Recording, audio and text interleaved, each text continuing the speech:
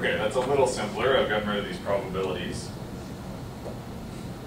And now nothing is in terms of the threshold. It's just the noise-free filter outputs. We can simplify it a little. We can simplify it actually much further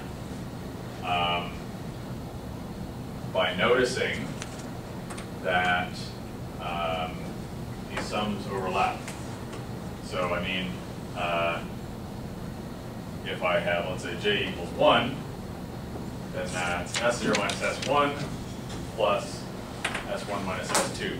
In the next term, I have j equals 2, S1 minus S2, which is the same as I had over here, plus S2 minus S3, and so on. So these terms overlap and we can collect them. But before I do that, let's just see an example.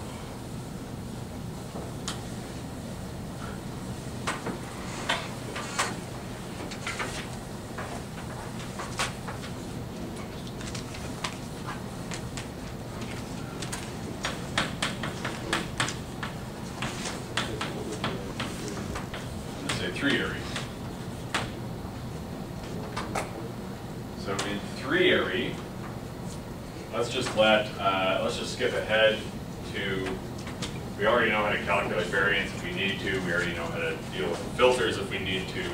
Let's just skip right ahead and let S0 equal plus 1, S1 equals 0, and S2 equals minus 1. Sigma squared equals 1. So 3-ary, that means m is equal to what? 3. So let's just substitute in up here. We have 1 over 2 times 3, or C, S0 minus S1 is what? 1 divided by 2 root 2 sigma squared. Sigma squared is 1, so that's 1 over 2 root 2. Plus 1 over 2 times 3. What's m is 3, so Sm minus 2 is S1, which is 0. Sm minus 1 is S2, which is minus 1. So that's 1 over 2 root 2.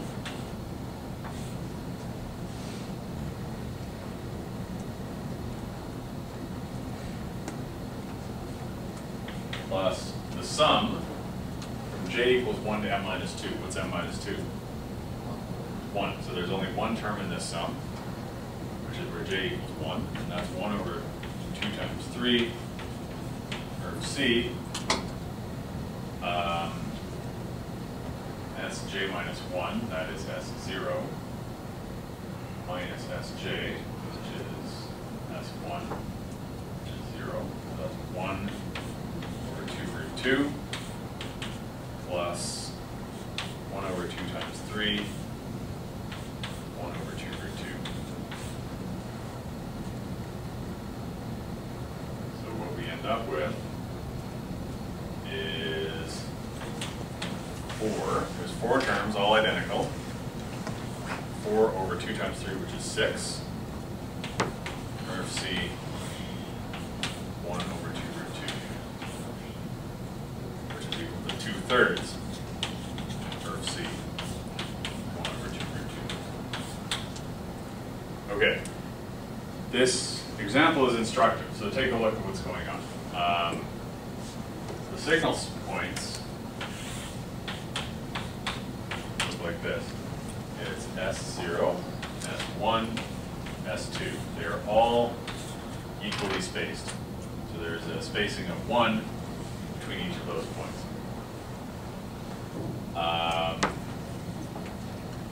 If that is true, if it's true that all of the points are equally spaced, then look what happens to this equation. So everywhere we have an ERF-C of the difference in mean between adjacent points. So these are all adjacent points. So if all of my signal means have the same distance between them everywhere, which is actually a good way to design the system, then all of these RFC terms will be the same. So this difference in the numerator will be the same everywhere. So therefore, all of these RFC terms will be the same, and that's exactly what happened here. All of these RFC terms are the same. So those all come out. In the end, what you can show, let's also think about what would have happened if this was binary. So if this were binary, and I had a difference of 1 between the adjacent signal points, then what I would have had was 1/2 of C of 1 over 2 root 2. Here I have 2/3 of C, 1 over 2 root 2. Generally, we will show this next time, but generally with M-ary, it is m minus 1 over m times RFC. Let's call it delta, the difference between adjacent points, divided by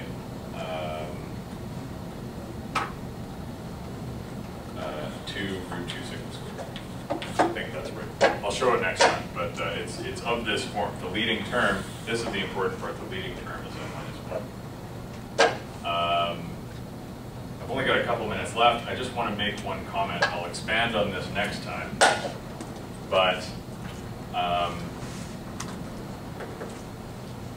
there is a small problem in translating this back to bits. So what is this? This is what we've calculated here is the probability of confusing one symbol for another. In other words, this is the symbol-wise probability of error. But in order to compare two systems fairly, what we really want to do is we want to compare the probability of bit error. So in other words, if we remember when we were talking about 4-ary and 8-ary,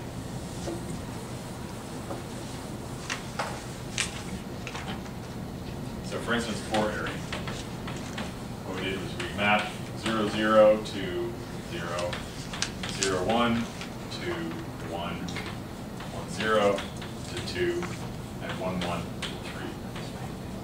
What we're talking about here is the probability of confusing one of these symbols for another one of the symbols. So for instance, let's say I send a 0, and instead I decide a 1. If that happens, how many bit errors have I made? I've only made 1. But instead, if I send a 0, and I decide a 3, how many bit errors have I made? I made 2. So it's not straightforward. And in fact, this is an active area of research. It's not obvious what's the best way to go, especially with very long strings. So what you can do is you can rearrange these so as to minimize that probability of error. You can come up with different mappings. You can come up with ways of arranging the signal constellation so as to minimize this. But it's not immediately straightforward to convert from symbol error, which is what we've been calculating, back to bit error. But I will elaborate a bit on that next time. Any questions? Okay, see you next day.